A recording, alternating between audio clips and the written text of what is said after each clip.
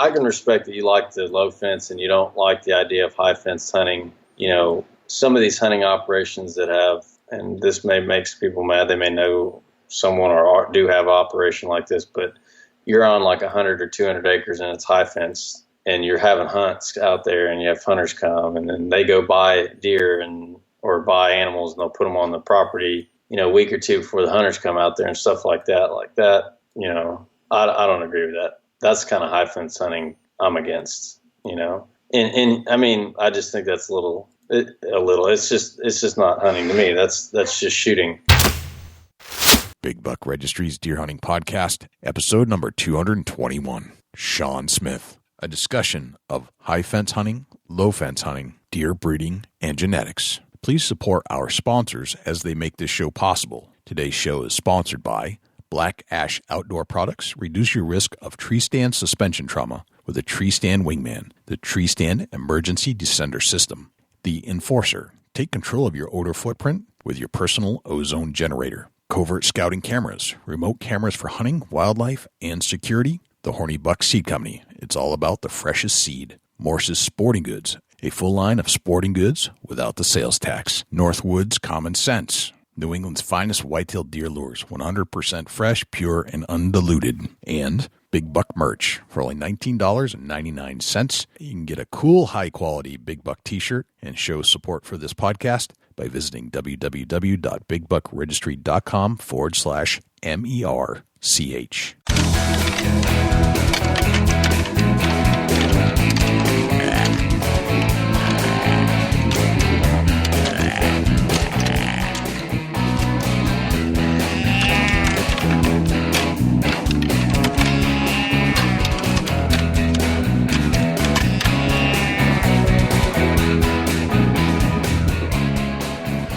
Big Buck Registry is a virtual museum of hunting stories. We preserve a piece of Americana by interviewing and recording hunters about their hunts and experiences from across the country. And who knows, maybe we'll learn a thing or two along the way that'll help us take our hunt to the next level. Hi, this is Barry Wenzel from Brothers of the Bow and Trophy Whitetail Boot Camps. I'm not really sure what a podcast is, but you're about to push play on what is now my favorite podcast, Big Buck Registry's Deer Hunting Podcast. Hi, this is Dan Infold from HuntingBeast.com. You're about to listen to one of my favorite podcasts, Big Buck Registry's Deer Hunting Podcast. Hey, this is Hal Blood from Big Woods Bucks, and you're about to push play on my favorite podcast, the Big Buck Registry. Hello, ladies and gentlemen, and fellow predators. My name is Jay, and thank you for tuning in to the Big Buck Registry's Deer Hunting Podcast. For Dusty Phillips and Jim Keller and the entire staff here at the Big Buck Registry, welcome to this week's show. There are a couple things I'd like you to do for us if you could. If you would, please check us out on iTunes, subscribe, and leave us a review.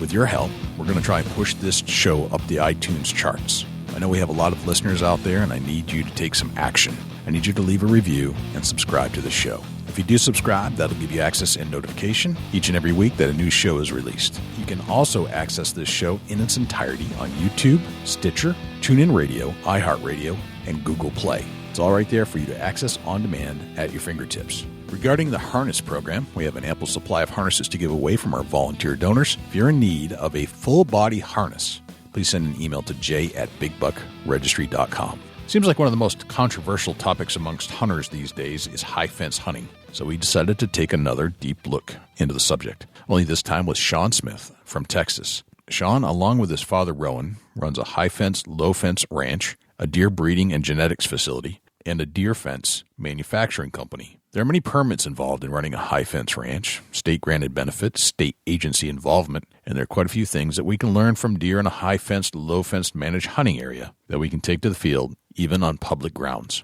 We'll turn to our interview with Shawn Smith in just a moment, but before we do, let's turn to Jim Keller with the Deer News. For the Big Buck Registry, this is Jim Keller with the Deer News. Our first story this week, Indiana deer hunters can no longer use rifles on public land. This story is from the Fox 59 website. The Indiana DNR posted updated information regarding recent legislation that affects the use of rifles during deer hunting season. Due to House Enrolled Act 1415 that was passed earlier this year by the Indiana General Assembly, hunters can no longer use rifles when hunting deer on public land, according to the DNR. The DNR says public land includes both state and federal property. Before the change was made this year, the use of rifles was legal on public land. It is still legal to use a muzzleloader, shotgun, or handgun on public land. As far as private land use goes, HEA 1415 allows some additional rifle cartridges to be used.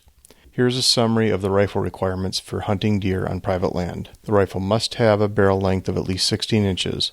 The rifle cartridges must have a cartridge case length of at least 1.16 inches and have a maximum case length of 3 inches. The cartridge must fire a bullet with a diameter that is 0.243 inches, same as a 6mm or larger. A hunter may not possess more than 10 such cartridges for each of these rifles while hunting deer. These new rifle cartridges may only be used on private land. Full metal jacketed bullets are illegal. The new rifle cartridges may be used during the youth deer season, deer firearm season, special antlerless firearm season where open, and deer reduction season in deer reduction zones where local ordinances allow the use of a firearm from the start of the regular firearm season through the end of the following January. The 2017-2018 deer hunting season starts November 18th for firearms. CWD Summit held in Michigan. This story is a subset of a report on the deeranddeerhunting.com website and was reported by Alan Clemens. CWD recently was the focus of a multi-day summit in Michigan. The Centers for Disease Control and Prevention states that CWD may take more than a year to develop an infected deer. It also warns about ongoing precautions to ensure that CWD does not enter the human food chain. The agency also offers suggestions about handling deer killed in areas known to have CWD. To be as safe as possible and decrease their potential risk of exposure to CWD, hunters should take the following steps when hunting in areas with CWD. Do not shoot, handle, or eat meat from deer or elk that look sick or are acting strangely or are found dead, such as roadkill. When field dressing a deer, wear latex or rubber gloves when dressing the animal or handling the meat. Minimize how much you handle the organs of the animal, particularly the brain or spinal cord tissues. Do not use household knives or other kitchen utensils for field dressing. Check state wildlife and public health guidance to see whether the testing of animals is recommended or required. Recommendations vary by state, but information about testing is available from the many state wildlife agencies. Strongly consider having the deer or elk tested for CWD before you eat the meat. If you have your deer or elk commercially processed, consider asking that your animal be processed individually to avoid mixing meat with multiple animals. If your animal tests positive for CWD, do not eat meat from that animal. Arbys to sell deer sandwiches nationwide for one day only. This story is from the New York Daily News website and was reported by Constance Gibbs. Arbys is on a mission to have all the meats. The purveyor of fast food roast beef sandwiches is expanding its menu nationwide for one day only. In what looks like it is becoming an annual Arbys tradition, the chain will re-release their venison burger nationwide, which they debuted last fall, while also testing elk sandwiches in 3 states. On Saturday, October 21st, which is towards the beginning of deer hunting season in many states, Arbys will be selling venison burgers in all 3,300 restaurants across the country. The chain did this last year for nearly a month-long period in 6 states, and it was a big hit. Some locations sold out within 15 minutes. The sandwich features a thick slab of venison steak with crispy onions and juniper berry cabernet sauce on a toasted roll.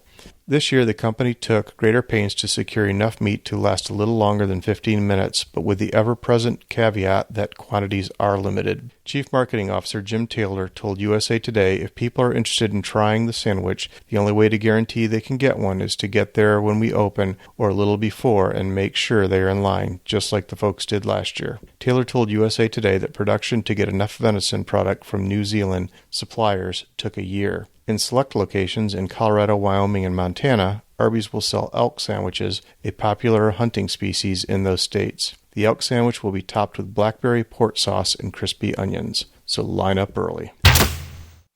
That concludes this week's edition of the Big Buck Registry's Deer News. For links to the stories featured this week, please check our show notes at www.bigbuckregistry.com. If you have any ideas about future topics or have any questions about any of these topics, please email me at jim@bigbuckregistry.com. For the Big Buck Registry, this is Jim Keller with the Deer News. Well, thanks to Jim Keller with the Deer News. Without further ado, here is Shawn Smith.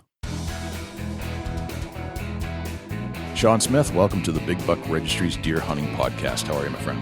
Pretty good, Jay. How are you doing? I'm doing very well. Very well. Where are you at right now? I'm down here in Houston, Texas, actually.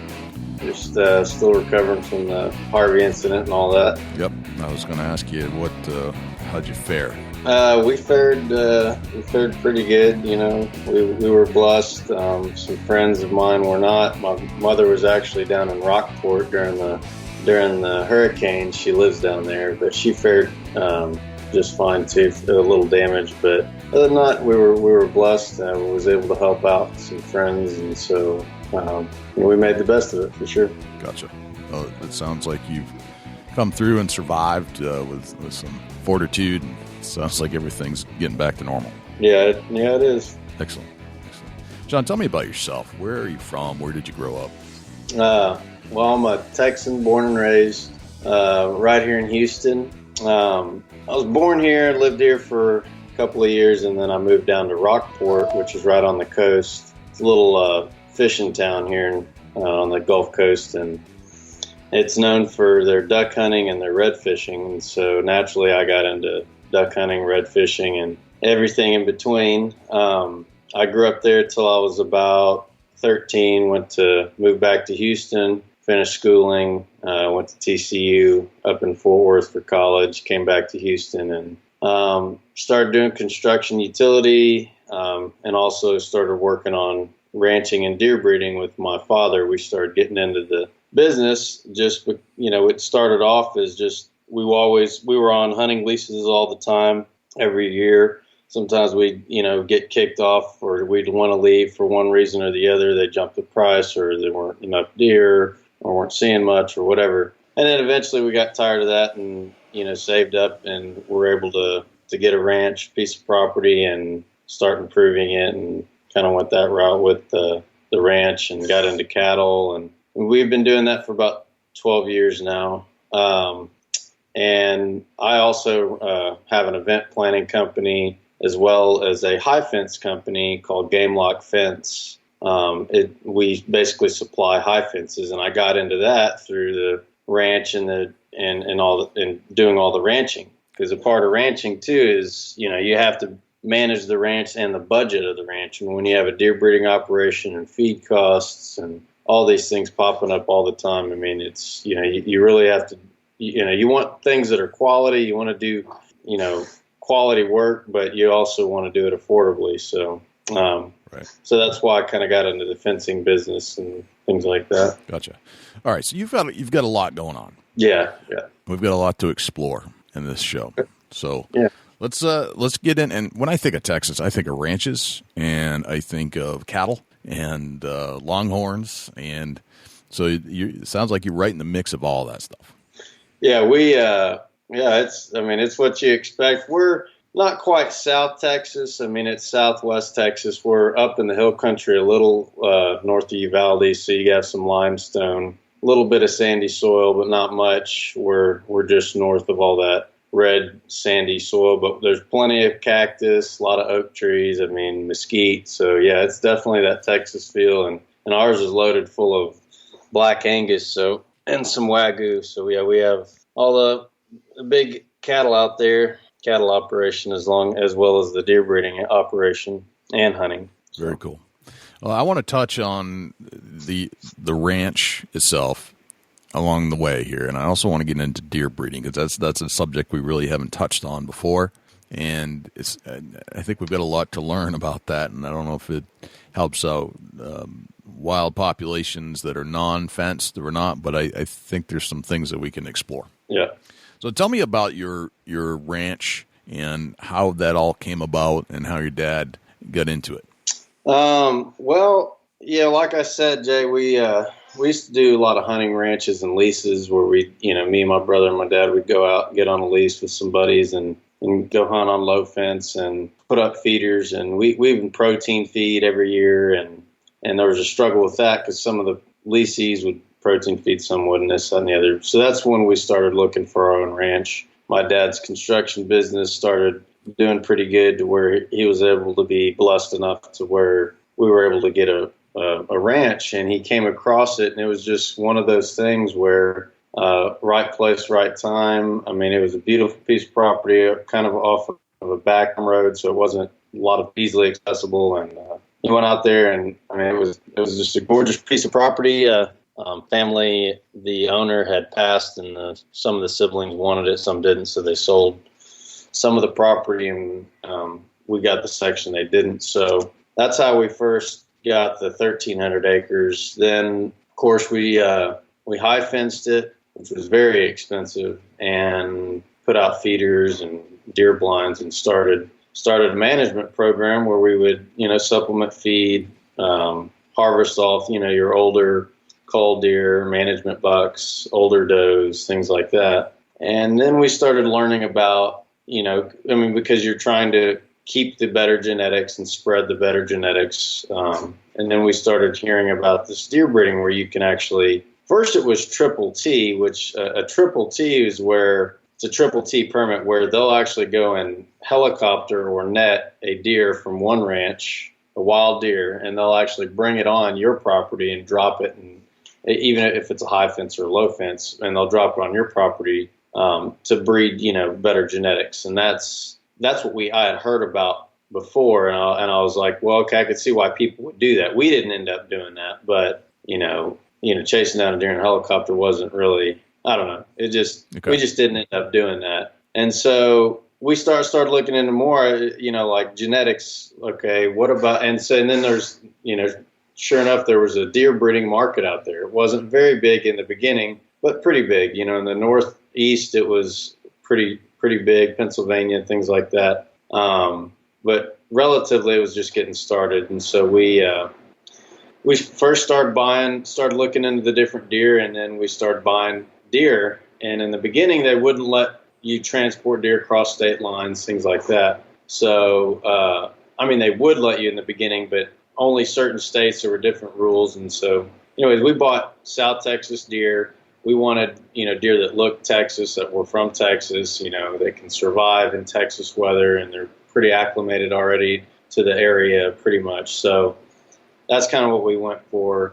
Started buying deer, started a deer breeding operation, and then started learning all about the struggles there are with raising deer and things to do, things not to do. And so that was a learning experience for about 5 or 6 years, and I can go on and on about that. But eventually we got into a good routine. We have a great pen design where we have very big pens. 4 or 5 acre pens are our bigger grow out pens. Then we have 1 and 2 acre breeding pens that also are connected to the grow out pens where they can come and go. But and all of our pens, we have a lot of oak trees, a lot of brush, a lot of cover. It keeps them comfortable, keeps their stress levels down. We're big on their stress levels because it affects them in a lot of different ways. Affects their babies and everything, their antler growth and everything. So that was one big thing with us, is we made sure that we kept their stress levels down in the pens and things like that. So, and then we started, we started our breeding operation, and then we would release, the babies on the ranch or bred does. We would take the older female does in the pens, breed them, and then release them on the ranch with a tag, so you don't ever hunt that female. She's a breeder basically for genetics, and then she has a baby that was a good genetic deer, and it's a wild deer, and then all the babies it has after that are wild deer. And so that's what we've kind of done. Now, 1,300 acres is about 2 square miles, to put that into perspective. And that's how much ranch land we were working with a perimeter high fence. Okay. Now, I've hunted there before, management hunts and things like that, harvesting off, any white does and stuff we have to take off. And, I've seen deer where we hadn't seen them until they were 4 or 5, and they're the ones that don't come out much, or they're elusive or more nocturnal. And so it's still even with 1,300 acres high fence, it's still pretty wild hunting in my opinion. Now that's going to stir up a lot, I'm sure, but it's not like low fence by any means. Now, to talk about high fence and low fence real quick, if you don't mind, I hunt high fence and low fence. Now, what I enjoy hunting is low fence. I enjoy hunting low fence because you never know what you're going to see. And more importantly, I like hunting low fence state property or national wildlife, going on drawn hunts, public land, because you're out there and anybody has a chance to hunt that property. Anybody has, the ability to go out there and get the right permits and things like that and go hunt it. And And so you're going and doing what anybody can do and go and harvesting an animal. And it's not just for the trophy too, it's for the meat too. I like that hunt I was talking to you about. I drew a bow hunt down in South Texas at the Laguna Atascosa Wildlife Preserve, and they have nilgai out there, and that's really what I'm going after. I drew a whitetail tag, but you can hunt exotics as well, and they have nilgai, which are these big, 500 or 600 pound species of antelope, but they're very good eating, and that's what I'm going after. I'm going for a meat hunt, and stock up on that throughout the years. So. Sure, gotcha. But yeah, that's kind of how we got into that deer breeding operation, and where we got to, and then I can go in about the hunting and how we've developed the hunting operation as well. Let's break that down a little bit more. I have some questions about how you got started. So you found a ranch, kind of right place, right time, 1,300 acres, correct? Mm-hmm. All right. Yeah. When did you decide that high fence needed to be placed there, and why did you decide to do that? Well, okay, so there's a couple reasons why I've realized now why it's important, but some of the main reasons we did it was all for game management. We had just come from hunting on a lease down in South Texas where we would protein feed. We'd put up the pens to keep the hogs out, and we spent money on protein feeding and driving the long hours down to South Texas, which I'm sure some people can relate, driving those long hours just to go fill up feeders. It's hot. You're dealing with snakes and all sorts of stuff during the summer. And so we would go do that, and then we'd come down there randomly during hunting season, and there's another hunter in one of our blinds, or, there's a big blood spot at your deer blind. Just things like that. And then the other guys weren't protein feeding. They'd put up their feeders and they would never fill them because they didn't want to pay the money. So anyway, so that's why it pushed us away. And that's what also pushed us to put up a high fence, because you can get your own piece of property, whether it's 100 acres or 1,300 acres, you're going to have people around you. And if they're not on the same management program that you're in or have the same sort of mindset about management, they could really, wipe out a lot of your deer and mess your management plan up. I've known people who put up high fences on one side of their property for that kind of reason, because they know it's full of, one side borders a big, hunting club or whatever, and they just shoot whatever, stuff like that. So that's why we put up the high fence for the management plan. It's to manage the deer inside, to keep any other deer from coming in there and your deer getting out, and it's not to keep them from getting out, it's to keep them from getting shot basically, and harvested from other hunters that may go out and they see, you have a 3-year-old or a 2-year-old deer. It's a really nice trophy, but he's not a mature deer yet, and you don't want to shoot a young deer, and it's messing up your management plan and stuff like that happens. So that's the main reason why we put up the high fence, is to really be able to manage the herd. Okay. But yeah, that's kind of why we put the high fence up. But high fencing, man, it's expensive. It really is. When we had first put it up, we had got an exemption from the state, because since it was road frontage, they'll give you an exemption or discount on some of the fence that you put up along the roadways, but since it keeps deer from running out onto the roadways. So that was just something I thought was pretty interesting, pretty cool. It wasn't a giant savings, but it was just one of those little things that if people didn't know, now they do. Okay. So you choose a fence. How do you go about choosing a fence to create a high fenced environment? Well, I'll talk to you about the different types of high fences, and does a high fence really truly keep a deer in or out? Because that's a big classic topic. Classic question. Yeah. So there's different sizes of high fences height wise. So there's typical 6.5 foot and then 8 foot. We sell and use 8 foot on all of our properties. But our deer pens, those, we use 10 foot, in some places actually 12 foot. But that's because we're running deer through, alleyways and things like that. And so we, it keeps them from, because a deer, it keeps them from getting up and over and hung up on the top of the fence, because I've seen deer do that and they get really injured doing that. That's kind of why we do it in the pens, and it's more close quarters and stuff. But yeah, for the perimeter, 6.5 foot fence, sure, I would say a deer deterrent instead of a containment, because if a buck, and I've seen it myself personally more than once, where a deer will jump a fence like that. Seen it in South Texas where a big buck was on the rut running up and down the fence, and I can already tell there was a doe on the other side. He was in rut running up and down the fence and got to a certain point where he just jumped up and over it. Now, it wasn't graceful. He jumped up, hit the top, flipped over, but he, went over it and kept going on.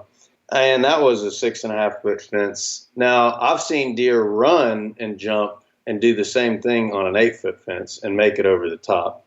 Now, like I said, it's not graceful for anything, but I'll tell you when I look at the high fence, I mean, if you're wanting to keep deer in and out and this, that, and the other, have more of a deterrent and more containment than deterrent, then I would probably go with an 8 foot for a few reasons. But the horizontal spacing too is another thing to think about, because it's usually 6 inches or 12 inches. Well, the 6 inch spacing, and then it gets smaller as it goes down. That'll keep your fawns and stuff from getting out of the fence. It'll help deter coyotes and pigs and things like that from coming in. Pigs come in anyways. They're going to get in. I mean, there's no stopping those things. But, the more of a deterrent, if you run your perimeters, and you can block a lot of that off, and it makes it easy for snaring. I mean, we do a lot of snaring for varmints out at our property. And so whenever they, dig those little unders underneath the fence, if, they're small enough or whatnot, and they're, you can get some coyotes and foxes and things like that. Okay. So, but yeah, I mean, I would probably say 6 inch spacing, 8 foot tall. That's a pretty solid high fence for deer containment. Okay. And what's it made of? Is it like a chain link fence, or what do you use for material in Texas? So, what it is, it's 12.5 gauge steel wire, but it's been electro galvanized. So it has a zinc coating all the way around, basically a galvanized coating all the way around all of the wire that it's made with, and it's made out of high tensile wire, so it's very, very strong. And it can stretch a little, but it's very strong. That's what it's made out of. Chain link. It's a little more flexible, and it can give a little more, but it's much more expensive. Now, the type of fence we use is fixed knot, and so what it means is essentially, especially when you tie it in, the vertical wires that go all the way around your property horizontally around that fence, there's 23 of them up and down that go all the way around. They're all connected, and they're all one single strand pretty much, except for where gates are and things like that. So, and then there's a knot, and that's it's a unique fixed knot, a wire knot that connects the vertical and the horizontal wires together. And so that way there's up and down, there's solid wires, and horizontally there's solid wires. And it makes it a really strong mesh that can give a little bit. And then another thing about ours, they have tension wires or tension curves in them. Tension curves lets where if a deer does run up and jump, and he jumps into the fence, which people have probably seen before, it'll actually give and stretch. Those tension curves gives it a little bit of flexibility to stretch, and the deer kind of bounces off of it. And so it doesn't damage the fence near as much, especially if it's a big animal, things like that. This high tensile fence too, it also is very resilient to weather. I mean, we've used it down in South Texas. You have that salt mist all the time, and stuff works great, lasts for a very long time. That zinc coating is what makes it last for a very long time. Okay. And then up north too, in the real cold and ice and stuff like that, all the weight of the ice on the fence and stuff, as long as you have solid T-posts and stuff and put them close enough together, the fence holds up fine. Gotcha. All right. If a buck can jump a 6 foot fence standing still, and other deer can jump an 8 foot fence on the run, what's the difference between high fence and low fence? Well, is there a definition of what you consider to be the high fence type fencing versus the low fence type fencing? Yeah, and then I've heard the other thing too. If it's like we're on the Texas coast, well, three sides of your property is high fence, but the other side's not, but it's, it's along the water, along the bay. Is that a high fence ranch or not? Because, I've seen deer swim across the bay. Sure. So it's technically not. So, I mean, it gets to be a fine line, of what is high fence, what is low fence. I mean, to me, this is just me personally. A high fence, if you're putting up a fence that a deer cannot freely cross on a daily basis, like that a game trail could not come up to it and a deer can cross it on a daily basis, I would say that's a high fence for, if it's taller than that or it's deterring deer from crossing it on a daily or frequent basis. No, I mean, not daily, but weekly. If it's its territory, basically. If you're limiting its territory, I would say that's a high fence. 4-foot fence, you're not limiting a deer's territory, really. I mean, it can jump in it and it can travel to and from. You can have game trails, but those high fences, they don't typically have game trails. And maybe some pigs crawling underneath it, but that's about it. That's what I would say is a high fence. That's what I would consider a high fence. I mean, it could be a 5.5-foot fence, or however you wanted to put it, is if it's deterring deer from jumping across it. I mean, there's people that have done double fences and it's not high because they're one's 4 and one's 5. I mean, it just doesn't. I guess that's a good way to define it. If it deters or it limits a deer's range to where it's mainly confined within the limits of the fence, then I would say that's a high fence. Okay. All right. What do you consider the look of a Texas whitetail? You mentioned that you're trying to keep the look. What does that mean? Well, those, I don't know if you've hunted down in Texas, Jay, but I have not. So the Texas feel, in my opinion, from all the years that I've hunted and all of the places I've hunted all across Texas too. And there's something about that South Texas feel. When I mean that South Texas brush country, cactus, mesquite, 5, 6, 8 foot, maybe brush country, and you have a big buck coming through, dark chocolate antlers, dark gray hair on its body. I mean, just a big, real majestic, dark antlered, dark bodied, gray bodied buck walking through. Big, wide, clean, typical 10-point or 12-point, real nice, clean, typical, and maybe those ivory tips. That's another little thing that I've noticed about those South Texas big bucks. I mean, when they rub on those mesquite trees and things, that gets them that in their genetics, give them that chocolatey antlered look, that darker antlered look. That's what I mean when I refer to those like a South Texas or Texas buck. In comparison, would be like if you go up north and hunted. I mean, you'll get these a little bit longer haired bodies, a little more red to it, fluffier tails, bigger bodies, and also the white antlers too, the whiter antlers. I mean, you can get darker antlered deer up north, and I've seen they're brownish and orangish, but there's just a certain look, I guess, for the Texas deer kind of have that certain look. And I mean, some deer up north too look like it. Every deer doesn't look the same, but I've seen deer in South Texas look, a little bit, but most of them have that shorter gray-haired body versus that longer-haired reddish look up north with the wider antlers. Okay. So after you buy the land, you've set up your fence. What's the next step? Like, what's the next part of that plan?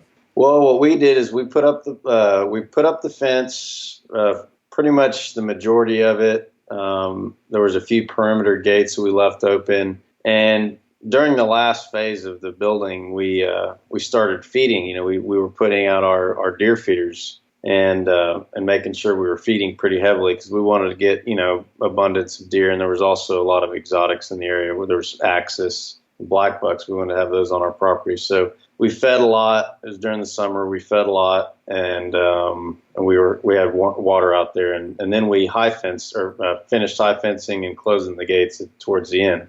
Then we got with the Texas Parks and Wildlife, your local biologist, to get a managed land deer permit. Now, this is separate from deer breeding, and I want to tie in here in a little bit, Jay, where you can have a high fence ranch and deer breeding versus a high fenced or a low fence ranch, but you can still incorporate these genetics. And I can talk about how and the best way to do that without high fencing your property. Okay. Definitely want to get into that down the road. Yeah, because that's a lot of things when people I talk to. I say, look, and I'll give you some examples too, some food for thought stuff too that'll blow your mind. But yeah, so we would we'd high fence the ranch, and then we started working on the deer breeding program, and then we making sure that there's enough water troughs and figuring out where we're going to put our blinds and if we needed to clear senderos and things like that. And we use a lot of supplement feeding in the area we're at, feeders, things like that. Food plots, they work. As far as how the deer travel, they're going to be traveling to the food plots are free choice. Feeders aren't. However, we were putting out gravity fed protein feeders, so they were going through it like crazy. Okay. And a lot of guys do that, and I can tell you some pointers that we've done that helped save a ton of money. But yeah, it's putting out your protein feeders, knowing what your herd is. We worked with your local biologist. I strongly suggest getting your property set up as a MLD property. It's just a managed land deer property. You can work with the biologist, your local Parks and Wildlife, and they'll work with you on how to do surveys and things like that. So you know how many deer to take off your property. And so what we would do is we would do these spotlight surveys. We'd go out a couple of different times throughout the year and spotlight, and we count, doe, buck, fawn, this, that, and the other, and do these. And then we submit them to the Parks and Wildlife, and they will basically give us tags letting us know how many deer that we need to harvest off the property to help us manage the herd. We work with them to help, because they kind of can let given it a drought year or whatever. If they think that the fawn crop's not going to be as good, or given your spotlight survey, so that's really important. You're going to learn a lot just by doing that, and that's what your local Texas Parks and Wildlife or your local biologist in the area. And then you get your MLD permits. Now, your MLD permits in Texas, how it works is we get usually hunting seasons like November 1st to beginning of January, mid-January, something like that. An MLD permit, after the second year of doing it, you can start hunting October 1st all the way till the end of February. And the reason is it gives you an opportunity to manage your herd a little bit longer, to harvest off the certain deer that you need to harvest. A little later in the winter in February, you can go out to the food and really get on like some of the older does and things like that are pretty elusive during hunting season and things like that. Okay. But that's kind of that's the direction we went. And then we started realizing, we're going to have to harvest off on 1,300 acres. We're going to have to harvest quite a few deer, and this is more than just friends and family and stuff. And we don't want to go out and just have to harvest these, all these deer. And, so we wanted to try to get other people to go hunting. So, we invite our friends and family and stuff out there and started selling weekend hunts is how we got started into that. And then we went into started doing weekend hunts, and then we did that for a few years, and we weren't really hunting the property much ourselves, at least not for trophies or anything, which was okay with me. I enjoyed taking people out there and getting them on a nice trophy or management deer, and it didn't take but a couple of years, and we started seeing all the deer that we had been releasing, the genetics we've been putting out there and harvesting off the older deer, and it really started showing a lot. We started producing, 160, 170 inch, native wild deer born on the ranch, never been handled or anything, just because of your genetics, And then now we had a deer harvested last year that was well into the 200s, And these are big framey deer. These aren't all typical. Not all the deer that we have out there are just typical frame bucks, but we go for the big typical frame with kickers and drop tines and things like that, with some of that. But it's mainly that big framey mainframe 10, 12 point look, and that's kind of what we try to maintain. You get some gnarly stuff every now and then. Okay. So no avoiding that. But yes, that's kind of how we got into the hunting. Okay. You had mentioned something about a benefit to putting up a fence with the state. Can you explain that a little bit more? Yeah, when we put up our first property, because it was on a highway or on a roadway, and it was an FM road, farm to market road. They, for the frontage, for the fence that you put down the front, they would give you a tax. It was either, I'd have to guess my account, but it was either a tax credit or some kind of a credit or discount, or they would, a refund or whatever it is. But they, for putting up the high fence along highways, since it's a highway frontage, you're keeping deer from coming out onto the road and jeopardizing people. So it's kind of an incentive they do, or to help out. So if you're putting it on the roadways, that's why I think they do it.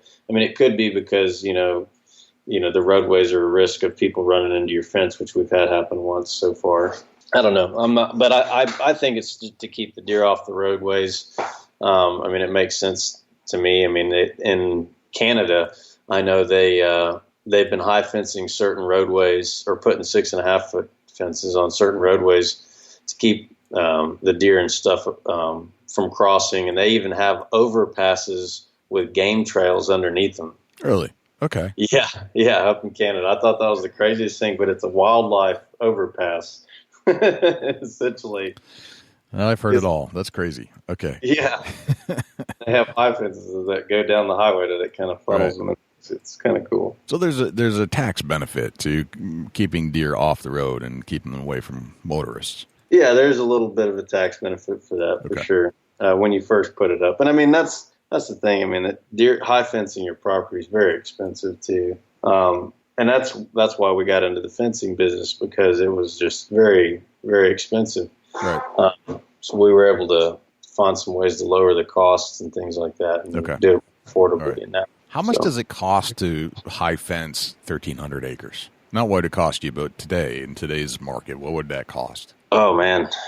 Well, let's see. 1,300 acres would be about, it depends on the terrain of the property. I would probably say, I'm just doing some math here. It would probably cost you around anywhere from $80,000 to $100,000, I would think.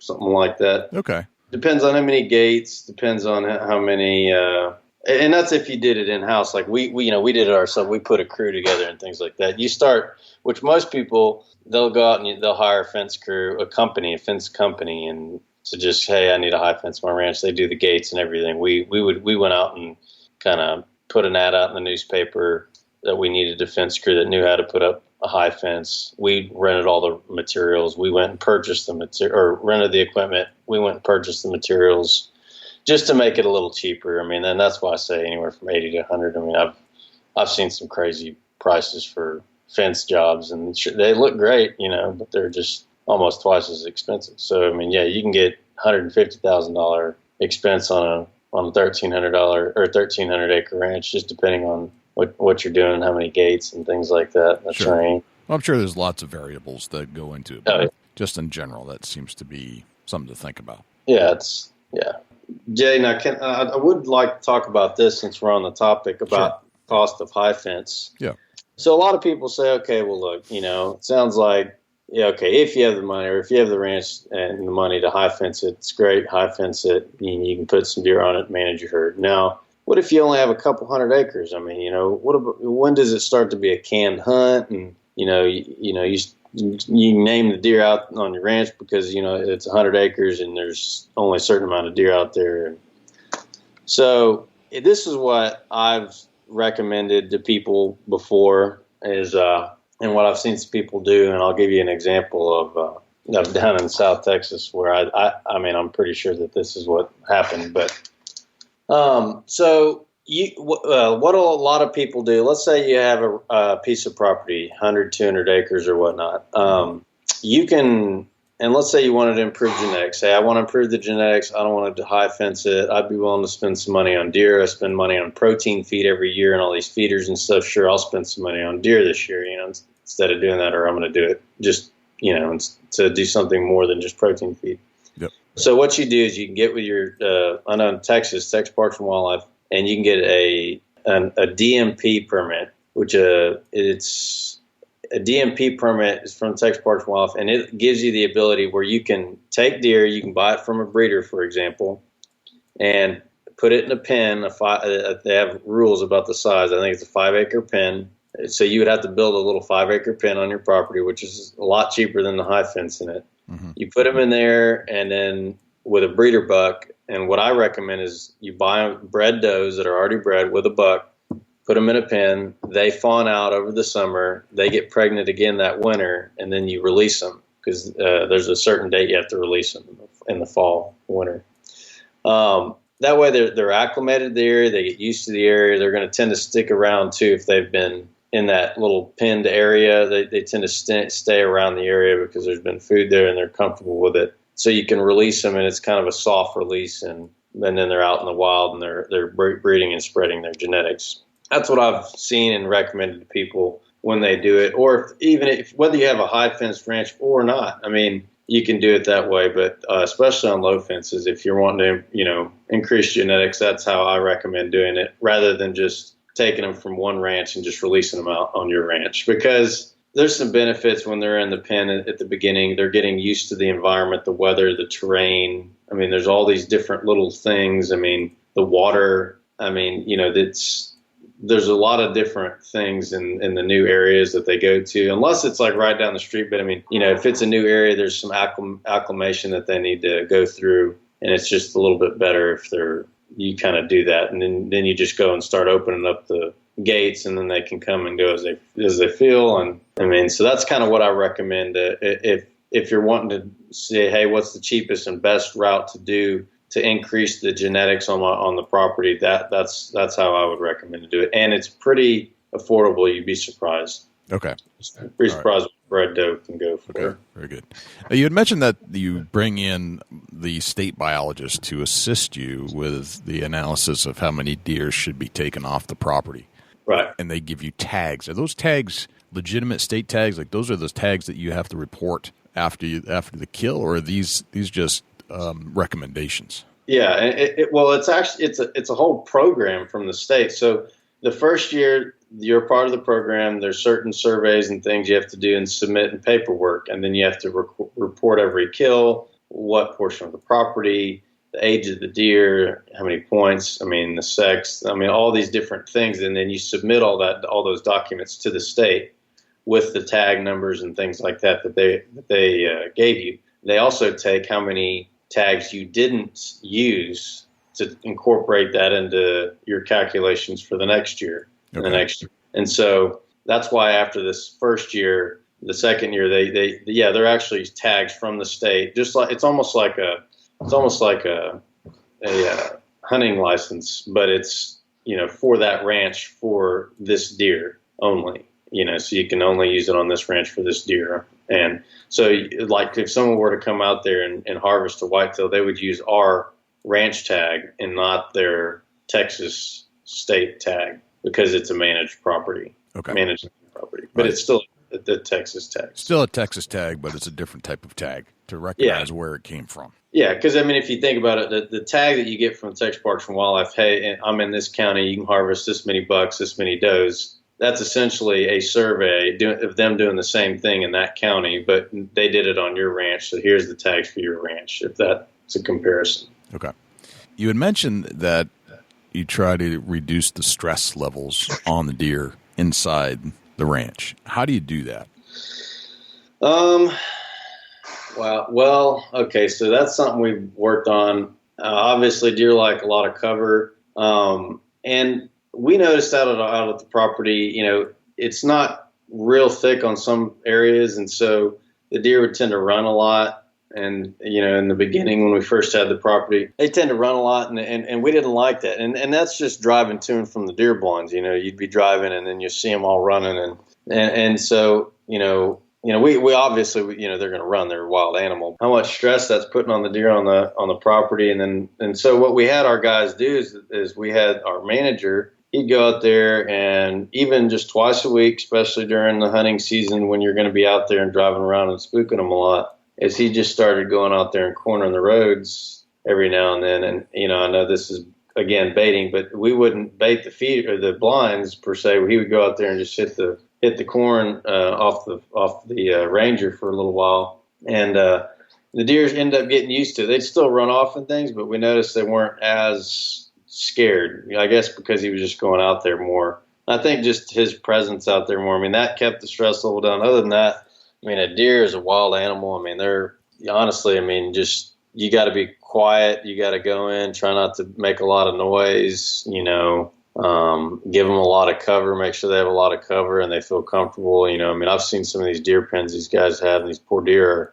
you know, they put a shed, you know, they clear out a big field and then they put a sheds up, you know, for the deer to wait under because it's shaded, but that's not, you know, deer like to go and lay down up brush and thickets and, you know, and tall grass and stuff like that. And so, I mean, that's kind of how we've done our deer pens as far as the deer pens and things like that to try to keep their stress levels down. We've put up shade cloth in some of them just to try to help with, you know, it doesn't scare them as much, you know, when the cars drive.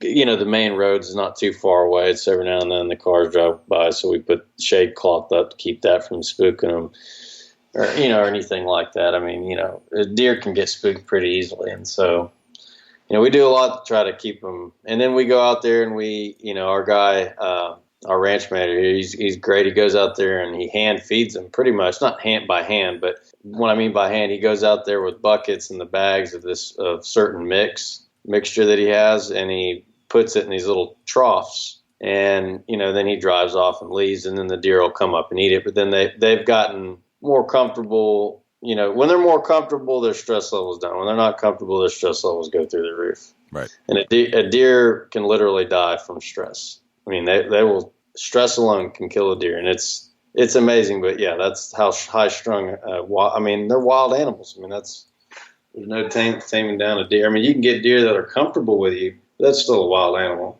I mean, you know. It's interesting you bring that up. It kind of brings me to another question. I definitely want to get into the deer breeding in just a second. What have you learned along the way, being able to keep these deer where they are, about deer and deer management that could apply to anywhere? And you had mentioned a little bit about keeping certain genetics in areas and even non-fenced areas. Can you speak a little bit about some of the things you've learned that you think are relative to all deer now that you've been able to watch the way you've been able to watch in a small environment that's relative to anywhere in the country? Yeah. Well, I'll talk to you about this. When the rut comes around, no matter what, those bucks, they're crazy, and you got to be careful, man. You got to be careful, because during the rut, it doesn't matter. I mean, I've seen deer down in South Texas in the wild during the rut, and it just will straight up look at me. I'm, 40 yards away or so, 30 yards away, look at me, and it's on the hunt for a doe, and it'll look at me and just keep on going like I'm not even there. It just not a care in the world, and in the deer pens, and man, during the rut, so that you have to be very careful. Like when he goes in there and feeds and stuff, like a lot of times he can't go in there during the rut or during that time of year. He just can't. The bucks won't let him in the pen. Like they'll be standing there by the gate and they just won't let him in. I mean, if he goes in, they're territorial and they're comfortable with you, and so they're not afraid of you, and so this is their territory, so don't come into their territory. So yeah, then the pens, out in the wild during the rut, those deer do some crazy stuff. I had a ranch manager. He went in there to feed them, and he turned his back to one of the deer, and next thing you know, he ended up getting nailed and pushed through a hardy panel wall out through a part of the deer pen. So that buck got him out of his territory. So those be careful. Just put it that way. They're big and they're strong animals, and they're graceful. But man, I mean, if you've ever seen two deer fighting, I mean, they can be dangerous. I mean, sometimes, during the rut, just be careful. I mean, they're not going to come up and attack you like, a bear or something like that. But, they just can be dangerous. But yeah, some things I've noticed, I would probably say their cover, things like that.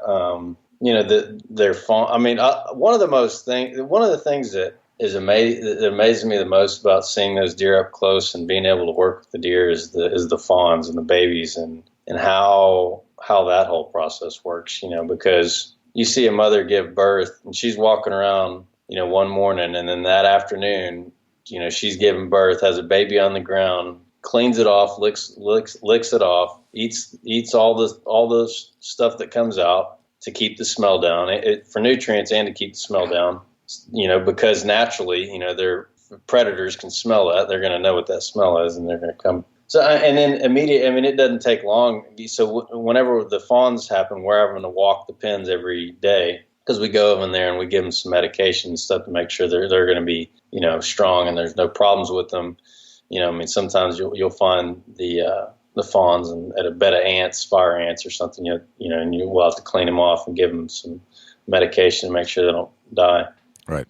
And you'd be surprised how common that is. And if it's common in the pens, it happens out in the wild, man. And seeing that too, fire ants, you wouldn't think that kill fawns. It kills a lot of fawns. No kid, fire ants kills fawns. That's fascinating. Fire ants will kill fawns. A mom will drop them and it won't be too far from the fire ants. And they're pretty, and fire ants too, they're raging in the summer summer months when they're giving birth too. And you got to think that all that juice and stuff all over the baby too. So yeah, they'll straight up kill a fawn.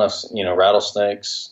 We've had a couple of rattlesnakes killed a buck one time. Bit it right on the nose. But there's things like that I think about. I think about how these deer, they live in the wild. They're in a pen and stuff, and they're still going through these struggles. And you go look at them out in the wild. You imagine coyotes, and that's the other thing. That if you don't get to those fawns, the reason why you have to walk those pens every day is because the next day you probably aren't going to get it if you can even find it. And that's the other thing. We walk every square inch of it and, find 2 fawns and there's like 5 more. That's just how camouflaged they are. And you can walk right over those fawns and they will not move. And it's crazy how well they blend in, man. And they're just, that's one of the more cool, that's one of the cooler things that we get to do is watching the fawns and dealing with the fawns and how protected the moms are. You got to watch out for them too. But how fast they go from being born to being able to run around. And you can't catch. The next day it doesn't take but a day or two. You good luck catching them. Gotcha. Is your breeding system separate from your ranch, or are these deer still roaming around that are part of your breeding process? Do they still get into the regular population of your ranch? We sell a lot of our deer now, but some of the older does and things like that, we'll kick them out on the ranch if we don't sell them or give them away with people buy bucks and does to stock their ranches with. So if we don't do that, we'll kick them out on the ranches. But usually when we do, we for the does, we always tag them. And then, those are your breeders, and we don't really harvest those. We just let them breed because they have good, controlled, really good genetics, and just because they're, they're not as wild as the other ones. Okay. So a lot of people don't maybe not do that, but that's just kind of what we do. We leave the tags in them. Those are our breeders. They breed till they pass, and then, or until they get old enough, with the tags, we also know the age of them. So at a certain age, we will harvest them just for because of the management program. Okay. And who buys deer? Not specifically, but what types of places will buy deer off of breeder ranches?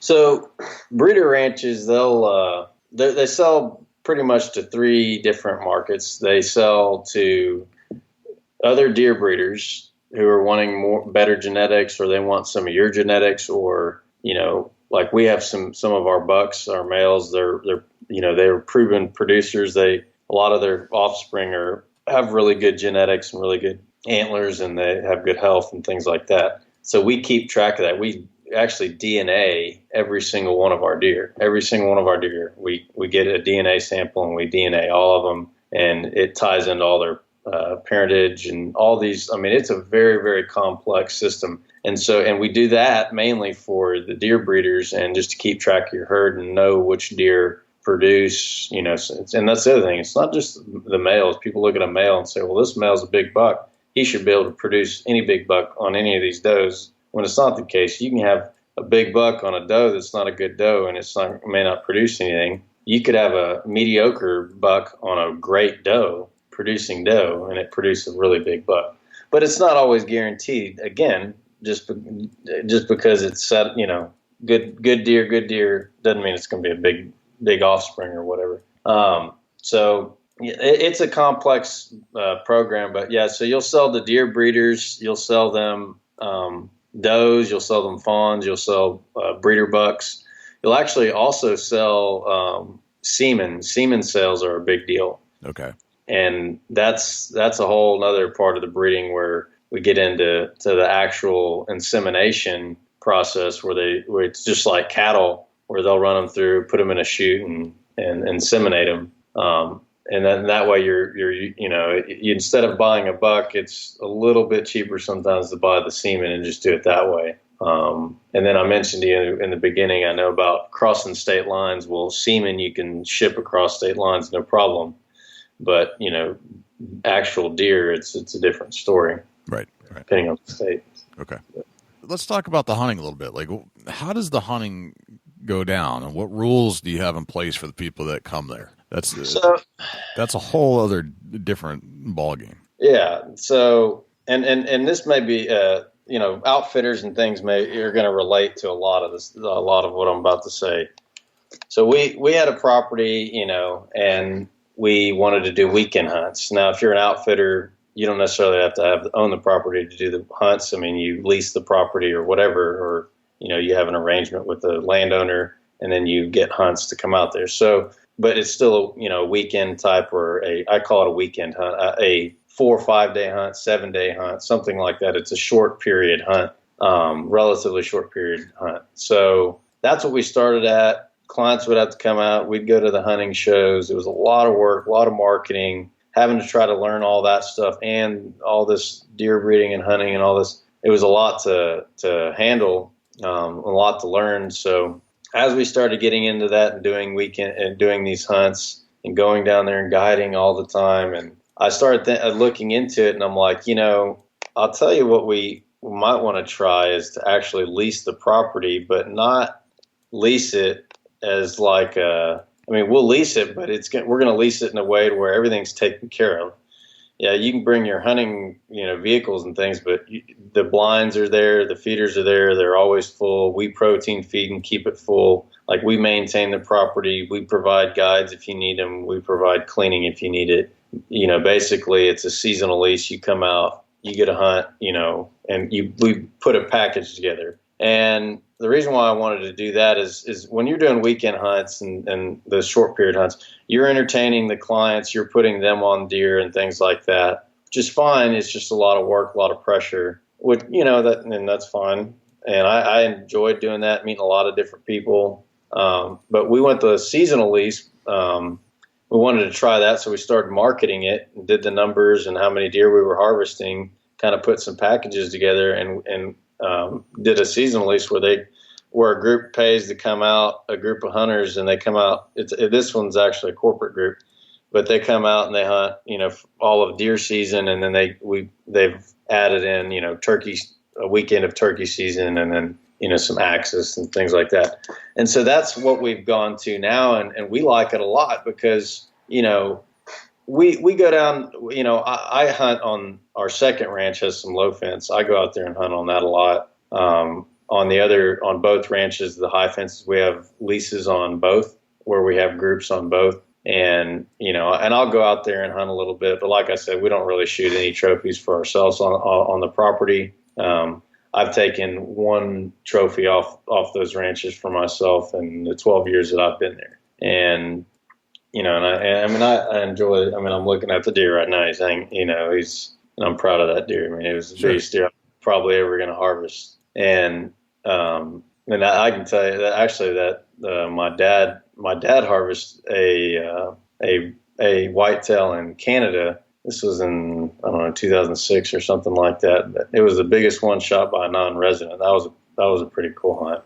that was wild low fence deer too. It was a 200-inch deer. It was awesome. That's kind of how the hunting operation goes, and that way they come out there, it's all taken care of for them. Even if they want to arrange a cook, we have cooks. We have a maid or a lady who comes in and cleans up and does all the sheets and stuff like that after the hunters come, and they like that too. So it's a little bit different, but I mean, it's not quite like a hunting lease where you come out and put up your camper. Those are the kind of leases I've been on, and I've hunted on, some kind of a camper you're running off a generator, even if you got that, maybe not taking a shower for a few days, because you're out there hunting or whatnot. I mean, I've had some leases in Mexico where it was even worse than that. So, I mean, hunting out of tents and stuff like that. And I say worse, I mean, it's just not, that's hunting, man. I mean, that's what I like about it. I mean, I like going out there and camping out and roughing it and scouting. And yeah, I'll tell you, that's the other thing. I talked to you about that hunt I just got drawn for down in Atascosa. And so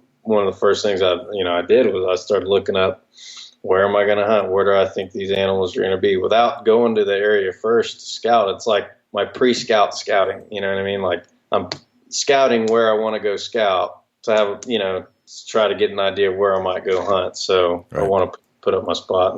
But I use Google Earth a lot. I download Google Earth, the program, or use it online. And Google Earth is pretty cool. You can measure things in Google Earth. You can look at historical imagery, so you can see trails, from a year ago to this year, if they're heavier or lighter. I mean, and it's actually gotten very clear. Now down there, it's a lot of low brush. I'm able to see the trails, in places it's real thick and wooded, it may not be as beneficial. It doesn't show terrain necessarily, but as far as elevation and stuff like that. But I use it for more visuals. I use it all the time for fishing too. When I go down there and start fishing, I mean, that's, I use Google Maps and I map out my trip, or Google Earth, I'm sorry, and then I map out my trip and go fishing. Man, I've found some good fishing spots by doing that. But it's a tool that I think everybody should use as a hunter, and if you're not using it, it really saves you a lot of footwork, and then you can mark spots and go check them out on your own. But kind of it helps you eliminate areas that probably aren't going to be productive. Yeah, exactly. Yeah, for sure. So I think that's interesting that you're going somewhere else to hunt, yet you've got these places to hunt here. So from an outsider looking in, what is it that, I mean, it sounds like you still want to explore outside of the ranch. And that, yeah. So what attracts people to the ranch, and why do you leave the ranch to hunt other places? Well, I think what attracts people to the ranch, I mean, honestly, is to come down there. And I mean, yeah, some of these guys, they want a place to hunt, bring their family and their friends and, maybe their children, and they bond with them and things like that. There's always that. I mean, that's how I got into hunting, was my dad wanting to take, he didn't care where, just wanted to take me and my brother out and teach us hunting and how to skin a deer and firearm safety and all these things. And so that's, I think when people come to the ranch, they want to come down there to do that. But it's also, I mean, that's kind of hunting. And then there's, a part of hunting, in my opinion. And then but honestly, they go down to the ranch, they want to harvest a nice trophy or, a nicer deer, or whatever, if that's what they're hunting for, if that's what they want to hunt. I mean, we've had some people that come out to hunt axis does just because the meat's real good. So, but I would say the majority of the hunters down there, they're coming to harvest a trophy. Now, a trophy is, a trophy to each their own, right? So, I mean, my trophy that I'm most proud of is not the biggest deer though on my wall, but it was, it's a buck that I'm most proud of because I hunted all season for it, because I had it on, an old school trail cam that I used to have, like the original cam tracker trail cam that with the old school film that, you had to go to Walgreens and get it printed, and I'd get my pictures back and I'd go through them. I'd have to spend the money on, there's, that's why I go hunting on other properties. Now, I hunt on ours, but I don't trophy hunt on ours really. I go out there, I'll hunt with my bow. I'll hunt and try to find new areas, find better hunting spots or new spots for blinds. Like I get a big kick out of that. I'm always switching up our blinds and our feeders and things like that, finding new little areas and spots. And I enjoy doing that. I enjoy trying to pattern the deer, trying to figure out a deer, what it's going to do. And I think that's what entices me about low fence hunting in areas I've never been to, never hunted at, it's a new area, and it's the challenge, and it's, that there are animals there. There's a hunting opportunity there, and then, but it's going to be work. It's going to be challenge. It's going to challenge you. Not that going and hunting at our own ranch wouldn't, but after hunting there for 12 years, it's not as much of a challenge as it is on a 12,000 acre national wildlife refuge or something like that. Sure. And so, and then at the end of the day, it's also the reward.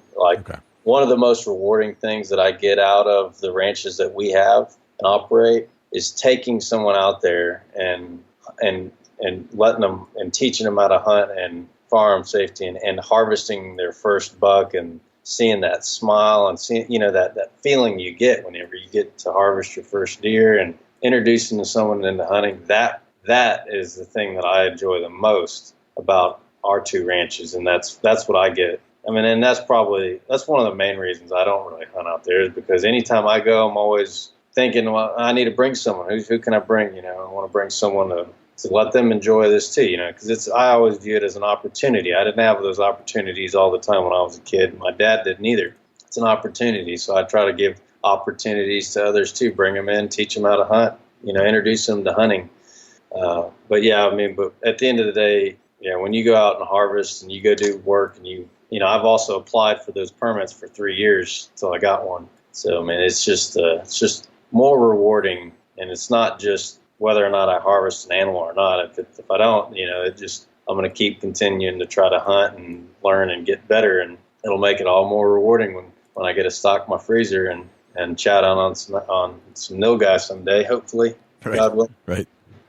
So what do you say to the folks, the hunters that despise high fence hunting, the ones that when they listen to this, they'll be commenting on Facebook and having a real hard time where the high fence is involved, period?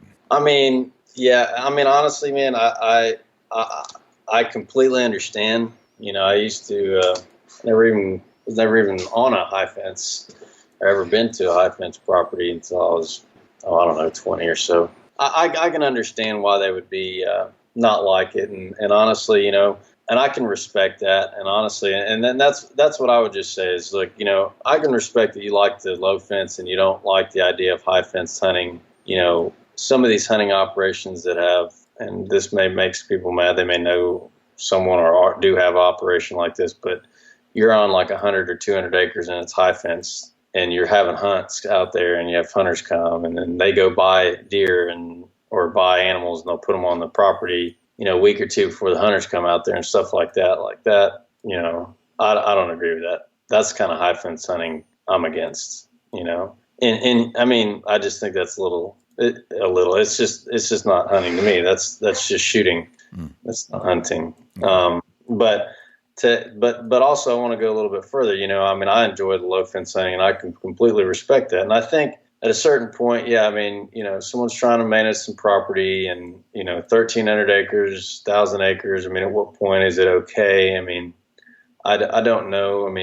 If I was a hunter and I had, 200 acres and, I managed that piece of property and I was the only one that harvested the animals off of it, and I had I had a herd of deer out there basically, and, that I'm managing and stuff. I'm going to know what's out there and stuff. It's just different than low fence. It's just that, my point is I completely understand. I just think it's a different type of hunting, I guess, is the best way to look at it. It's like hunting deer with dogs. I know that's very common in some areas, and that's just not, to me, that's like, I don't understand. You chase deer through a field and they come out of a wood line and they shoot them or something. Like there's just different types of hunting. And I think, high fence hunting is just a different style of hunting, I believe. And there's, you can use dogs to track a wounded deer, but what about chasing a wounded deer? It's just like a high fence ranch on 300 acres versus 1,300 acres. I think, at a certain point it gets a little too small, but, it's just one of those things. If you want to try to, it's a very hard topic, Sure it is. It's very controversial.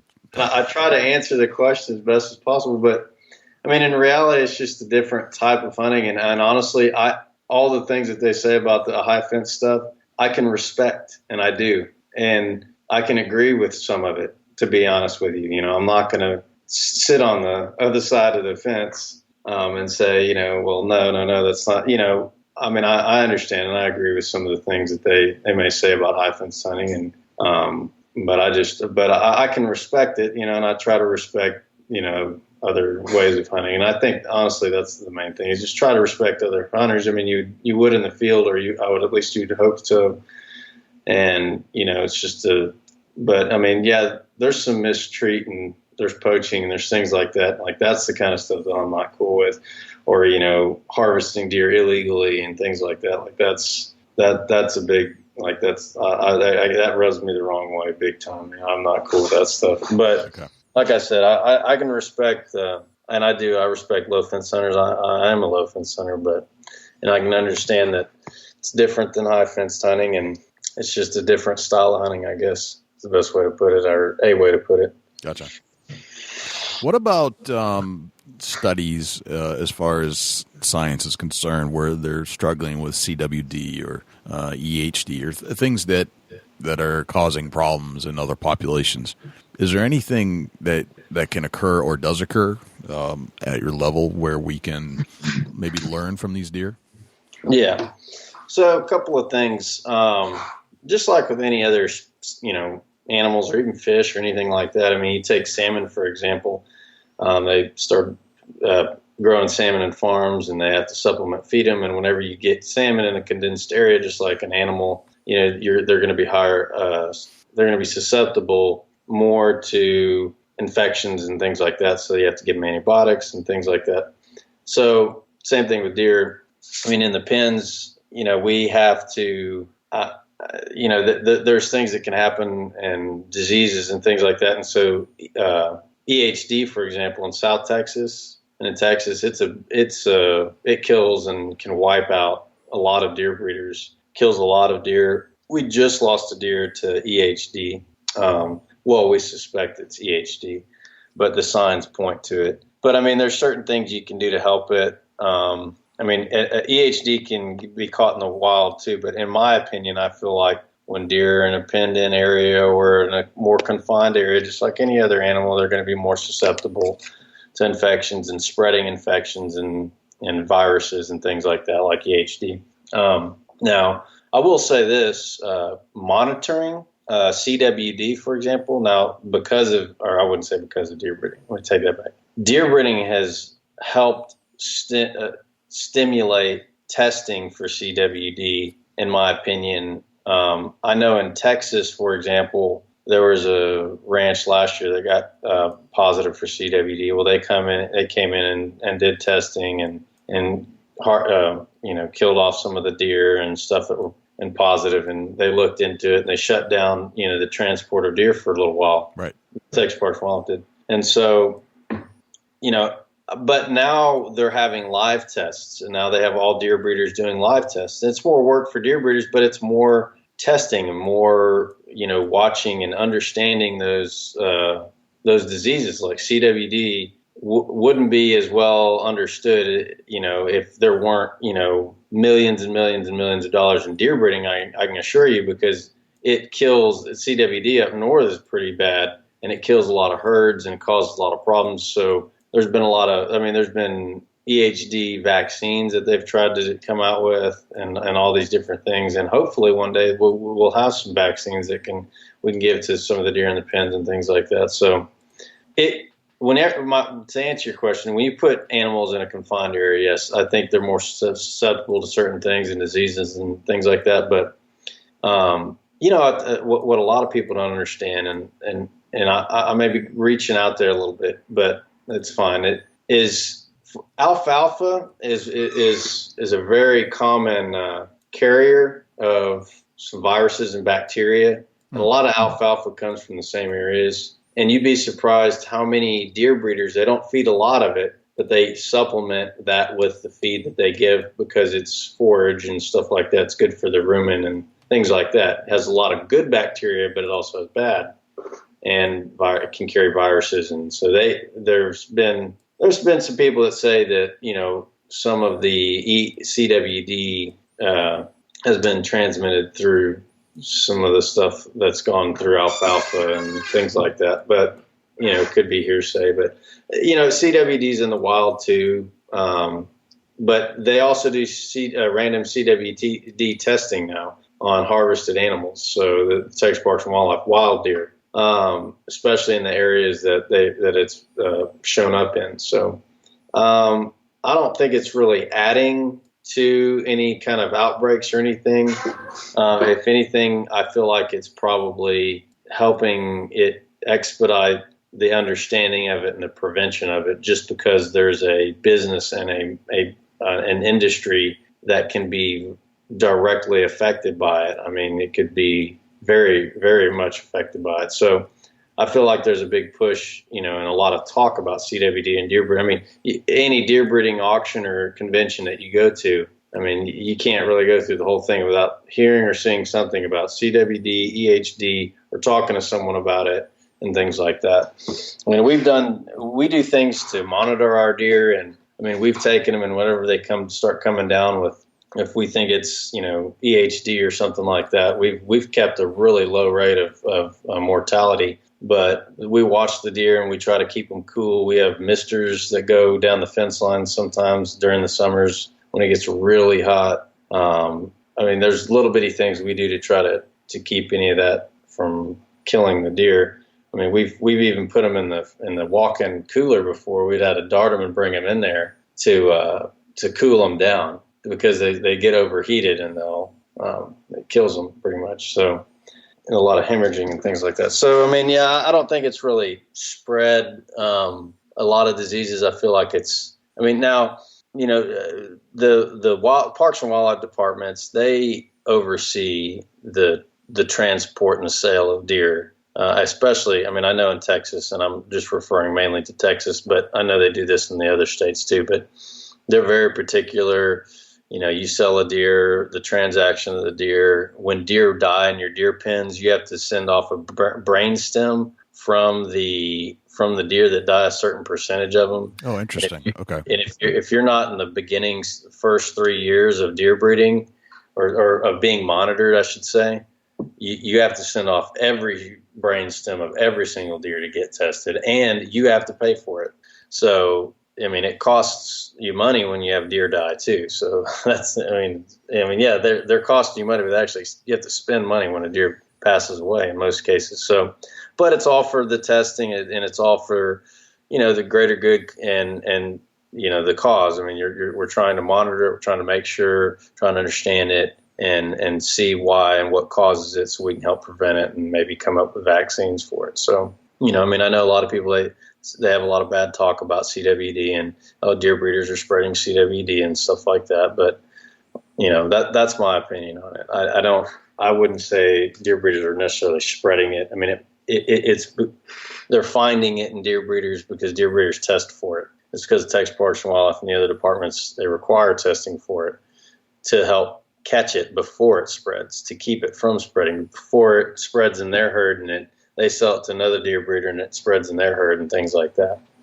And I think that's what they're worried for, but that's what the testing is for. And so now, I mean, it's almost, if you're not a tier 3 deer breeder, which means you've basically been tested for 3 years, it's, a lot of deer breeders won't buy deer from you. Okay. Because it brings their level back down to whatever your level was. And so everybody wants to be 3 or higher, because it means you're basically clear of those diseases. Your herd is, essentially. Gotcha. Okay. All right.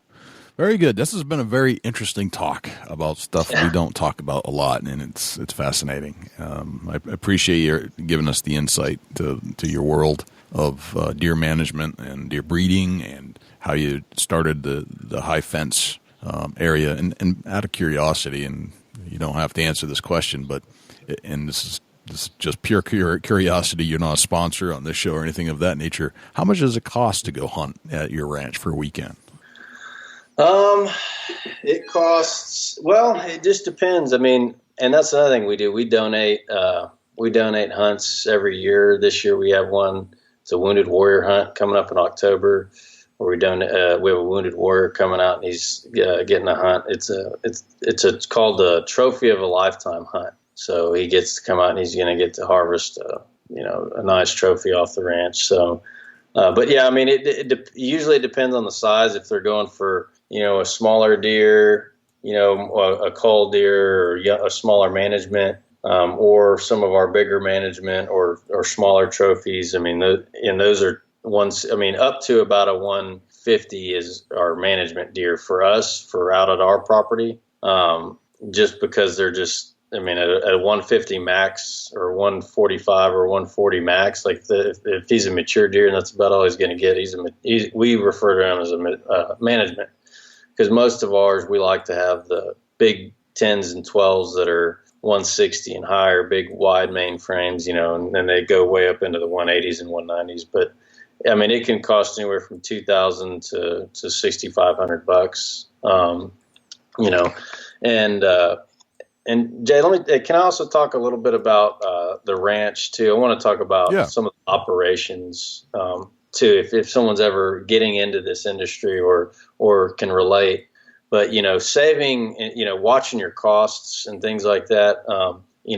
One of the biggest expenses obviously is overhead, but it's also feed. When you get into the deer breeding operation, you really need to understand your feed costs and all your costs that associated with the deer pens. I mean, you got guys driving up and down the roads all the time. I mean, so you have to, we have to go and budget ourselves on everything that we do, whether it's our high fence. That's why we got into the high fencing. I mean, our ranch manager, he's a welder. He does all of our welding. I talked to you about, the high fencing and things like that. For example, like our vehicles, he does a lot of work on our vehicles, even our tires on all of our trucks, all of our vehicles. We use all tread right tires, or American-made tires, and they're and we use them out at the ranch. They're really affordable tires. We use the Wardens on most of our vehicles, and they're real rugged. We put them we put a bunch of this gel in them that keeps the thorns from leaking, and I mean they last forever. But they're affordable. They're cheap. They're cheaper tires, but really good quality. They're called tread right. If you want to check them out, check tread right tires. But I mean, there's all sorts of things. Blinds. We build our own blinds. I mean, feeders. We try to repurpose the feeders. We put in new units. I mean, just little bitty things like that add up, and that's what I would say is you don't have to buy everything new. You can get good used tractors and things like that, but your feed costs. Don't do gravity fed. By gosh, don't do gravity fed, which is free choice. You want to have it on a spinner, a feeder, where you can regulate it. Yep.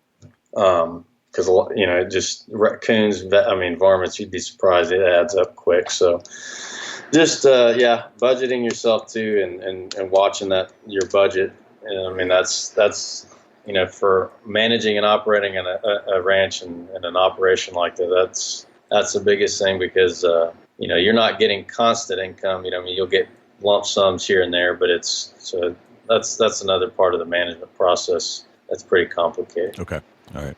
Anything else that you would put into that category of management that could help other people, even in no fence areas? Just game management, and I'll just say this: regardless of whatever kind of management you have a management plan. Whether it's, hey, I'm going to put a food plot here to help bring in the deer, to help give them some nutrients for the winter, or whether it's, hey, I'm going to protein feed, or I'm going to, genetically release deer. Have a management plan. Try to get as many people on board. Talk to your neighbors. Try to get them on a similar management plan. Talk to them. Say, hey, man, we're going to pass on these 3-year-old bucks. Can you all pass on it too? I mean, whether they will or not, it's always good. Doesn't hurt to talk to people about it. Communicate. Getting in good with your neighbors and the surrounding neighbors is always beneficial. Whether it's, hey, a deer jumped the fence, you got to track them. You can have them on call or right there. Or if you see some suspicious activity, you can call them. They know you. I mean, we've had gunshots happen down the road, and our neighbor called us just to make sure. They were like, hey, I didn't know y'all had hunters here. We heard a gunshot. Want to make sure. I mean, little things like that. So, communication, talk to your neighbors, talk to your local feed stores, get to know your local biologist, and you'd be surprised. You'll start learning a lot of things through others, and forums, blogs, podcasts. I mean, it's all a way to learn more and more about, the whole operation and every aspect of hunting or fishing or whatever it is you may be trying to learn. Gotcha. Or do better at.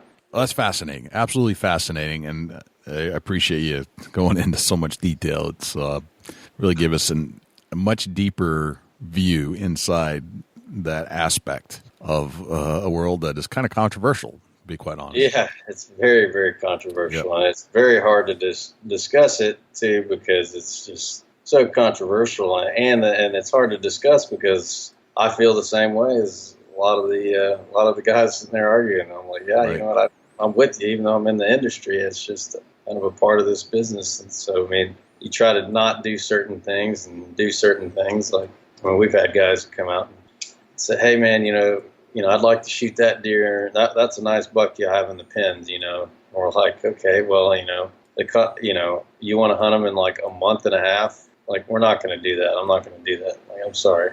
Right. He's a nice deer. He's a breeder.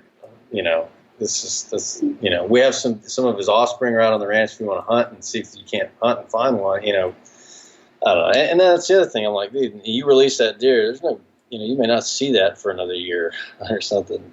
Right. But some people, they hunt like that. Teach their own. Teach their own. So, Shawn, let's go on a deer hunt. Sounds like you have access to some incredible hunting, whether at your ranch or somewhere else. And I asked you at the beginning before we started recording to remember a memorable deer hunt. So I was wondering if you could take us on a little ride here, and where are we going to go? All right, I could think of. I'll tell you what. I'm going to tell you trying to think. Either my first buck I've ever shot was down in Mexico, or my most proud hunt. I'll go with the buck I'm most proud of. Okay.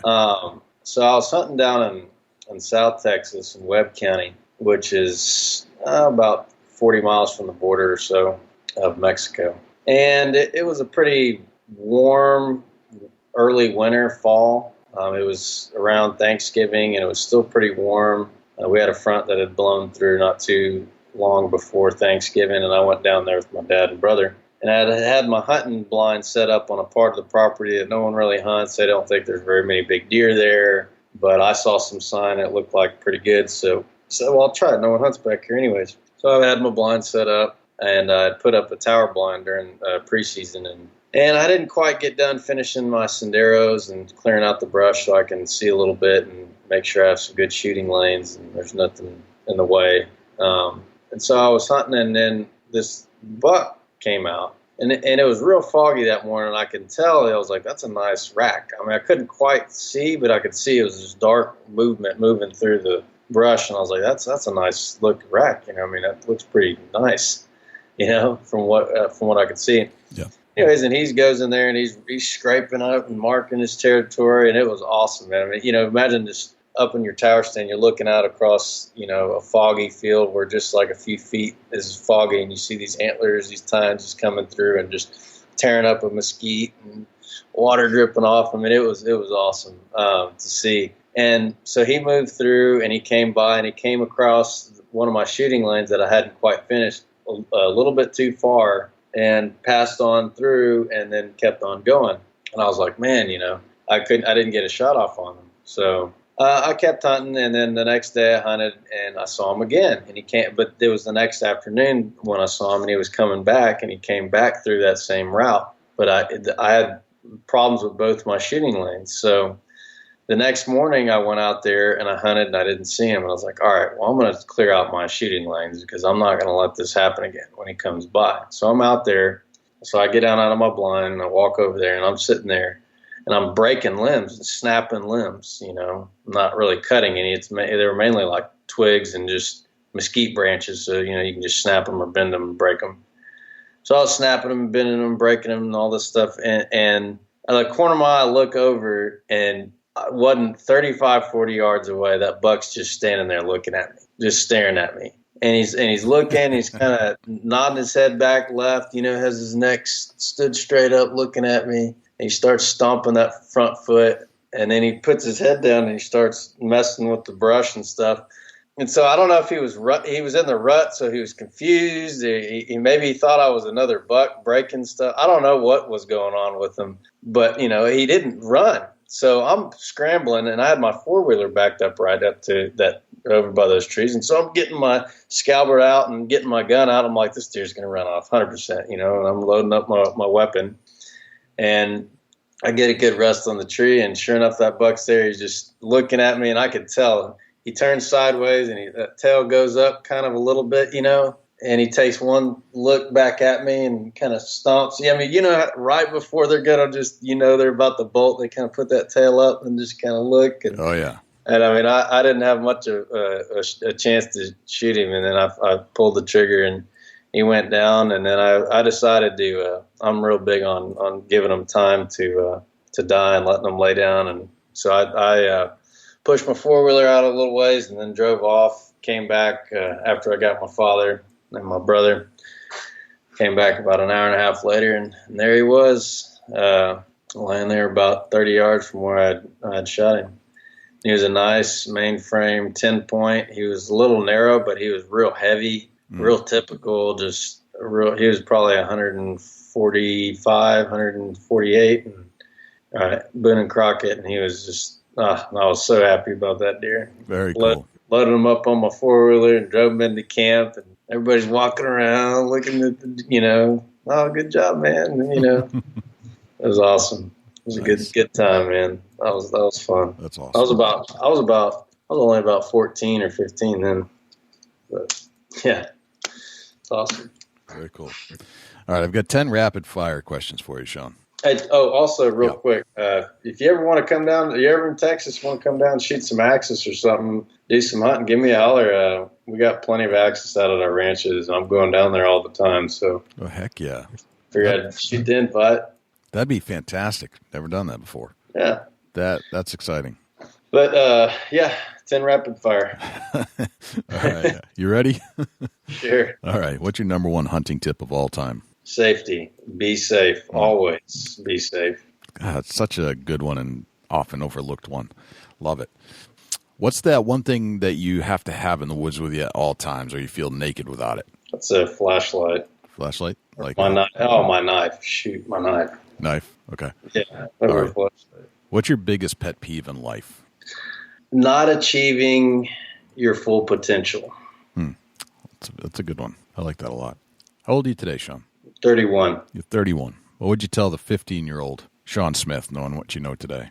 Get ready for a heck of a ride, and don't fret and fray. Trust in the Lord with all your heart, and you're not going to go wrong. Follow the Lord. That's what I'd tell them. Okay, very good. All right. You're at a hunting convention somewhere in the world, and a stranger comes up to you, and they ask you what you do for a living. What would you tell them? I'm an entrepreneur, traveler, and an outdoorsman. It's my work and my passion. All right. Very good. Excellent. What did you have for breakfast this morning? I had some turkey sausage with some bacon and eggs and a smoothie. And a smoothie. All right. Excellent. All right. You get your own billboard on the side of a highway. You can put anything you want on it. It's a blank canvas. What would it say? One way. One way. I like it. Very I have cool. a cross on it. Or pointing up or something. Right. All right. You get. Let's see. If I say the word successful to you, who's the first person that pops into your head and why? I would probably say my father. Okay. Just that he's overcome adversity, and he's been at the rock bottom, and he's been on top, but he's always been humble, and so he's able to juggle it and manage it, whether he's on top or on bottom, and I think that's pretty successful, and he's been able to achieve the things that he's put his mind to, and he's always, the things that he fails at, he just gets up and keeps going, and I think that's pretty successful when you're able to self-motivate yourself and to get knocked down and get back up. I view that as success. Right. So he's very successful in my eyes. Gotcha. Okay. All right. And what's a day in your life look like? Oh, the day in my life is always something different, man. I mean, I could be heading down to Galveston to go fishing off my solo skiff, or it's like a kayak, fishing for redfish in ankle deep water. I'll be back at the office that afternoon, signing checks, doing wire transfers, and then I'll be heading to the ranch that afternoon to go guide a hunt the next morning. I mean, it's always something different, man. I just roll with it and see what the next day is going to bring. Right. Excellent. Very good. All right. And then finally, what's a deer hunting day look like in your life? Or are they all deer hunting days? Well, they're not all deer hunting days, but my deer hunting days don't necessarily have to be spent in the blind. I mean, I'll spend a whole afternoon for 2 hours on my computer on, forums reading about, which units to hunt in some new area that I was, did a draw hunt in or whatnot. But I mean, a deer hunting day, I mean, if I'm able to go deer hunt, that's a pretty good day. Okay. But, yeah. All right. Those are the 10 rapid fire questions. I think you did quite well, Shawn. All right. I appreciate it, Jay. Excellent. All right. So if we haven't covered enough information here today, where can we find more information about you and your ranch and your operations? WhitestoneTrophyRanch.com and DeerStarBreeders.com. And you can also check out Deerstar on Facebook. Gotcha. And there's photos in there and stuff too. If you wanted a photo of like some of the deer that we're talking about, big typicals and stuff. So. Okay. All right. Well, very good, Shawn. This has been an absolute pleasure and an honor to have you on our show. It's been quite insightful. And you've glad to jump in and delve deep into the life and subject matter of high fence hunting, low fence hunting, and deer breeding, to stuff we don't typically hear from everybody on this show. So it's a little aspect that I think needed to be discussed. And I appreciate you coming on and letting us know what it's like. Yeah. If y'all have any other questions or any follow-up, let me know. I can try to shed some light on any follow-up. Thank you to Shawn Smith for how to go about making a facility, running a high fence, low fence operation, all the things that go along with it. And whether you agree with it or not, it's a fascinating subject. And it seems like there are a few things that we can learn from the managed areas that we can apply to the free range deer to make them healthier, stronger, and better. Dusty, do we have a Chubby Tines tip of the week this week? I do have a Chubby Tines tip of the week. The Chubby Tines tip of the week is sponsored by Morris's Sporting Goods. Firearms, used firearms, bows, used bows, located at 85 Kentucky Falls Road in Hillsborough, New Hampshire. Give Jim a call at 603-464-3444, morrissportinggoods.com. Your dollars go further in New Hampshire. There's no sales tax. Morris's Sporting Goods. Chubby Tines tip of the week is going to talk a little bit about the pre-rut that's getting ready to come in to play in the whitetail woods here in the next few weeks. We get into, I always say, like around the October 25th through the Halloween, that you're going to see a little pre-rut activity. And what we see here in Ohio is that these bucks are going to start gorging on food. And, a food source is going to be a huge focal point for myself and a lot of other hunters that have been out there and witnessed the pre-rut activities. They're going to start really trying to pack on as many pounds as they can before this rut kicks off. Because we all know once the rut hits, it's nonstop on the run for, a solid month. And they try to really pack on as much nutrition as they can because they're going to deplete all their resources as far as nutritional as they start in the rut and chasing does. And it takes a really, really hard toll on their body once the rut kicks in. But also, you got to remember with the rut kicking off that these bucks are going to run the does. And it seems like daybreak, it starts out in the woods, and then they lead out to some kind of either a CRP or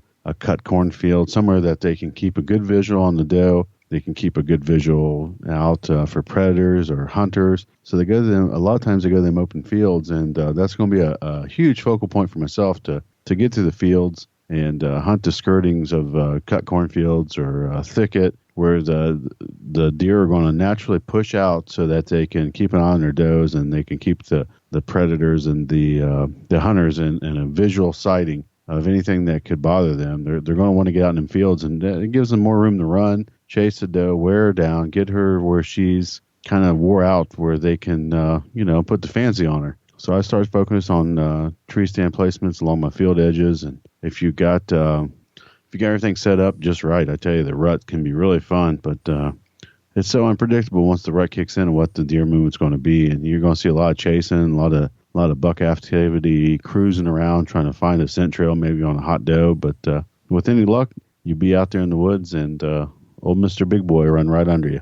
Awesome tip, man. I did notice that when you were here and as I was out doing some last-minute scouting for a bear place for us to hunt or for you to hunt, I actually came across my first scrapes that I had seen all season. And, in fact, in pretty much every place we went, we finally saw some activity where the pre-rut is kicking in. In fact, I found a pretty good scrape behind my house today, so I was pretty excited that's coming. So yeah, that's a very good tip and very appropriate for this time of year. Dusty, where can we find you when you're not hanging out here in the studios with me?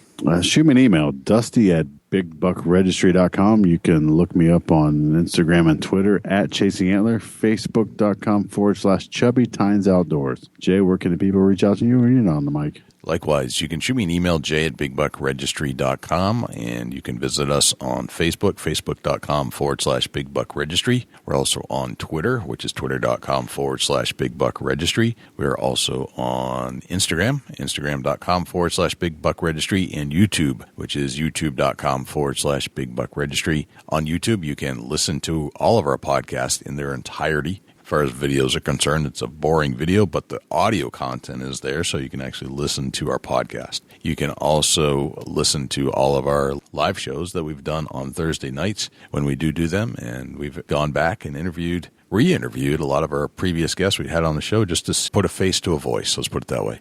You can always listen to our show on other places as well, not just YouTube. We're found on iTunes, iHeartRadio, TuneIn Radio, Stitcher, and Blueberry. And if you would like to submit a buck to our page for consideration and be featured on our page in front of 250,000 diehard deer hunting fans, all you have to do is go to bigbuckregistry.com/mybuck, and all of the instructions will be right there. I think that's pretty much everywhere we're at. I think that's a wrap, Dusty. That's a whole lot of big buck, Jay. Sure is. I'm Jay Scott. I'm Dusty Phillips. And this is the Big Buck Registry's Deer Hunting Podcast. We'll see you next week. Can't wait.